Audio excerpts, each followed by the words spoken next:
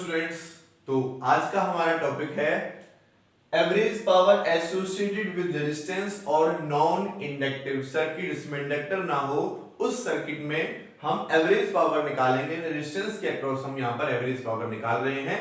तो देखो, अगर मैं एसी सर्किट में वोल्टेज की बात करता हूं तो हर एक पॉइंट पर वोल्टेज और करंट जो है वो वेरी करते हैं, इसलिए जो पावर होगी वो इंस्टेंटेनियस पावर होगी। और इंस्टेंटेनियस पावर किसके इक्वल होगी? Instantaneous voltage and instantaneous current के इक्वल होगी। ठीक है बच्चों, तो यहां से देखो, अगर मैं एवरेज पावर निकालना चाहूं तो dw बाई dt के इक्वल होगा, और यहां से पावर अगर निकालेंगे तो instantaneous voltage into instantaneous current के इक्वल हो जाएगा।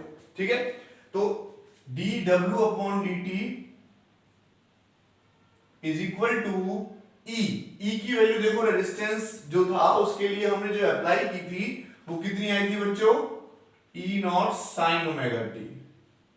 और करंट की वैल्यू कितनी आई थी? आई नॉट साइन ओमेगा टी। तो यहां पर हम लिख देंगे बच्चों आई नॉट साइन ओमेगा टी। तो इसको आगे सॉल्व करते हैं।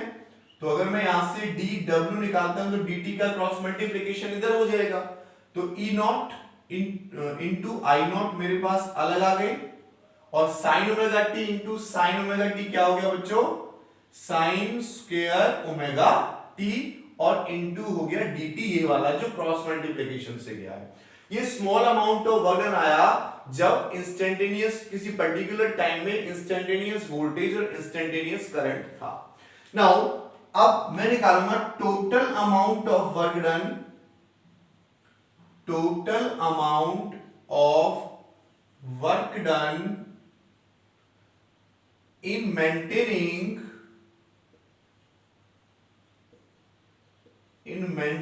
the current over complete cycle,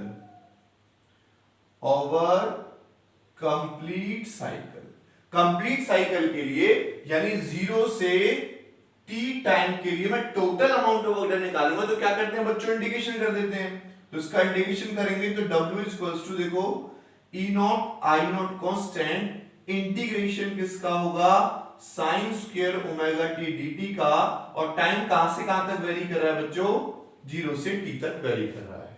इसको आगे ओपन करते हैं। इसका स्क्वायर की फॉर्म में इंटीग्रेशन नहीं होता, तो इसका जो फॉर्मूला होता है 0 से t 1 minus cos omega T by 2 हो जाएगा।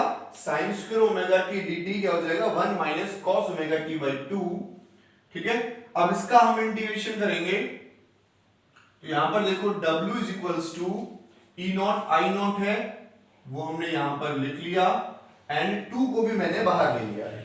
ठीक है, 2 को भी हमने बाहर ले लिया है। अब यहां पर क्या बचेगा देखो, इंटू dt है, 1 के साथ मल्टीप्लाई हो जाएगा dt का, तो एक बार तो मैं इंटीग्रेशन करूंगा 1 के साथ मल्टीप्लाई करके बच्चों dt का जो 0 से t है, एंड अगेन माइनस करके इंटीग्रेशन हो जाएगा बच्चों cos omega cos 2 omega t formula होता है।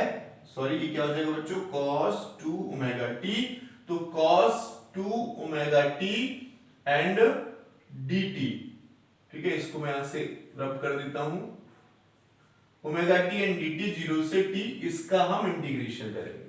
आगे देखो w equals to E naught I naught by 2, इसका अगर मैं इंटीग्रेशन करता हूं 1 dt का, तो क्या हो जाएगा बच्चों? t हो जाएगा, और इसकी हम लिमिट्स पुट कर देंगे 0 से capital T, and minus cos 2 omega t का 0 से फुल साइकिल के लिए जो हमारा इंटीग्रेशन आता है वो 0 आता है। जब इसको हम सॉल्व करते हैं, इंटीग्रेशन आपको आता होगा, कई बार करा चुके हैं, आरएमएस वैल्यू में भी हमने कराया था, तो इसलिए क्या हो जाएगा? 0 हो जाएगा। इसको आगे करने की जरूरत नहीं, डायरेक्ट आप 0 लिख सकते हो। इसको लिखा हमने 0, इसको सॉल्व कर लो आगे, इसका इंटीग्रेशन 0 होता है।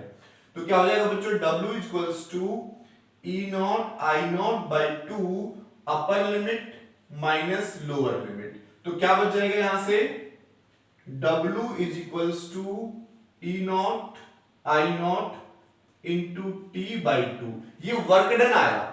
अगर मैं एवरेज पावर निकालता हूं, ठीक है, ये क्या आया, वर्क डन, जो फुल साइकिल में करंट को क्या कर रहा है, यहां पर मेंटेन कर रहा है। अगर मैं एवरेज पावर निकालता हूं तो एवरेज पावर निकालने का फॉर्मूला क्या होगा बच्चों, total work done upon total time, है ना, total work done upon total time, ये फॉर्मूला होता है हमारे पास। तो वर्क डन क्या आया हमारे पास, ये आया, तो यहां पर पुट कर लेते हैं, E naught I naught into T by two, and ये नीचे वाला टी, इस टी से टी कट जाएगा, तो मेरे पास बचा E naught I naught by two. तो देखो E naught I naught by two को मैं क्या लिख सकता हूं, E naught upon root two and I naught upon root two लिख सकते हैं, root two into root two हो जाएगा। लेकिन ये देखो एक इसकी वैल्यू होती है E naught upon root two, E RMS की वैल्यू होती है, ठीक है, इसको वर्चुअल वैल्यू भी कहते हैं, और ये आई आरएमएस यानी आई वर्चुअल वैल्यू के इक्वल होता है। तो यहां से बच्चों मुझे एवरेज पावर जो मिली वो मिली ई नॉट अपॉन रूट टू, ठीक है, इसको पूरा ही लिख लेता हूं, ई वर्चुअल इंटू आई वर्चुअल, या ई आरएमएस इंटू आई आरएमएस के इक्वल आ गया। तो यहां से जो एवरेज पावर हमारे पास निकल के आई, जिस सर्किट में ओनली रेजिस्टेंस कनेक्ट हो या नॉन इंडक्टिव सर्किट के लिए, वो मेरे पास आया बच्चों I P average equal to E virtual value और E I virtual value. Okay बच्चों, ये थी हमारे पास average power for non inductive circuit.